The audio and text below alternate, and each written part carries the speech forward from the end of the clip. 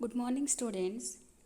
See, this is the topic we will discuss today, that is terminal velocity and Stokes formula.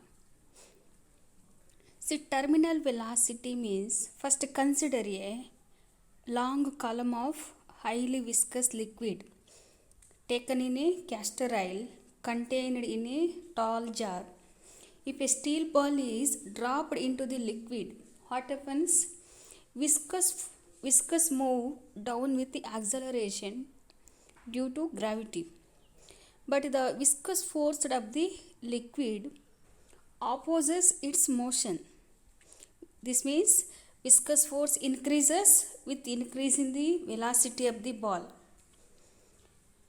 Finally, when the weight of the ball becomes equal to the retarding force acting on it. At this stage, the resultant force acting on the ball will be 0. Then the ball continues to move with the uniform velocity. That velocity is known as terminal velocity. It means ನಿಮಗೆ ಈ experiment next ಸೆಮ್ಮಲ್ಲಿದೆ. ಏನಂದರೆ ಒಂದು ಜಾರಲ್ಲಿ castor oil ತಗೊತೀವಿ.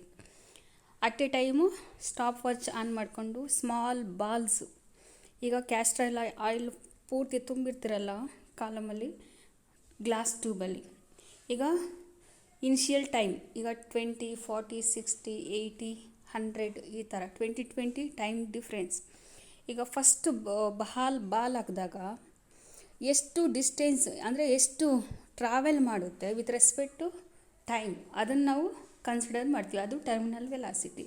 For example, ಈಗ ಒಂದು ಬಾಲು ಆ jar ಒಳಗಡೆ ಹಾಕಿದಾಗ, ಇದು ಒಂದು ಜಾರಲ್ಲಿ ಒಂದು ಗ್ಲಾಸ್ ಟ್ಯೂಬಲ್ಲಿ ಕ್ಯಾಸ್ಟರ್ ಆಯಿಲ್ ತುಂಬಬೇಕು, ಹರಳೆಣ್ಣೆ ತುಂಬಿಟ್ಟು, ಈಗ ಅದರಲ್ಲಿ ಸೆಟ್ಟಿಂಗ್ಸ್ ಇದೆ 20, 30, 40, 50 ಆ ಥರ ಇದೆ. ನಮಗೀಗ 20 ಡಿಫ್ರೆನ್ಸ್ ಅಂದರೆ 20ಇಂದ 40, 40ಇಂದ 60.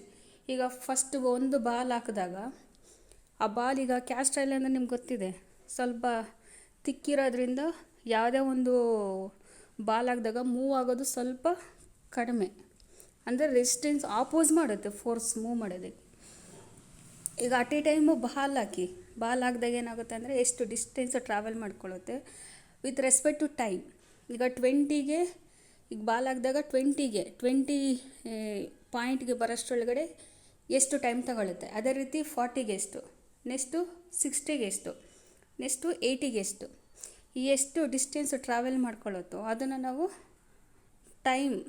ಆ ಟೈಮ್ನ ಬರೀತಾ ಹೋಗೋದು. This is the terminal velocity. Next Stokes formula. ಇದು ನಿಮಗೆ ಎಕ್ಸಾಮಲ್ಲಿ 2 ಮಾರ್ಕ್ಸ್ ಕೇಳ್ತಾರೆ.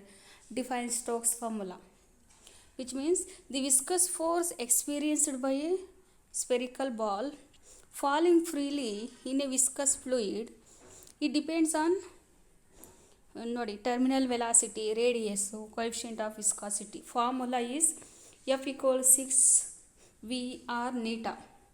ಎಕ್ಸಾಮಲ್ಲಿ ನೀವು ಕೇಳಿದ್ರೆ 2 ಮಾರ್ಕ್ಸ್ಗೆ ಏನು ಬರೀಬೇಕಂದ್ರೆ F equals 6VR neta. F ಅಂದರೆ ಫೋರ್ಸ್, ನೀಟಾ ಅಂದರೆ ಕೋಎಫಿಷಿಯಂಟ್ ಆಫ್ ವಿಸ್ಕಾಸಿಟಿ, ವಿ ಅಂದರೆ ಟರ್ಮಿನಲ್ ವೆಲಾಸಿಟಿ, ಆರ್ ಅಂದರೆ ರೇಡಿಯಸ್ ಆಫ್ ದಿ ಬಾಲ್. ಈಗ ನಾನು ಹೇಳಿದ್ನಲ್ಲ ಕ್ಯಾಸ್ಟರಲ್ಲಿ ಮತ್ತು ಆ ಬಾಲ್ ಬಿಡ್ತಿರಲ್ಲ, ಆ ಬಾಲ್ದು ಎಷ್ಟು ಡಯಾಮೀಟರ್ ಸಿಗುತ್ತೆ, ನೀವು ಅದೇನು ಮಾಡಿ ಅಂದರೆ ರೇಡಿಯಸ್ಗೆ ಕನ್ವರ್ಟ್ ಮಾಡ್ಕೋಬೇಕು. That is known as Stokes formula. F equals 6VR ನೀಟಾ. ನೀಟಾ is coefficient of viscosity, r radius find out ಮಾಡಬೇಕು, ಮತ್ತು ವಿ ಅಂದರೆ terminal velocity of the ball. This is terminal velocity and Stokes formula. ಇವೆರಡೂ concepts 2 marks ಕೇಳ್ತಾರೆ. Define terminal velocity and define Stokes law or Stokes formula.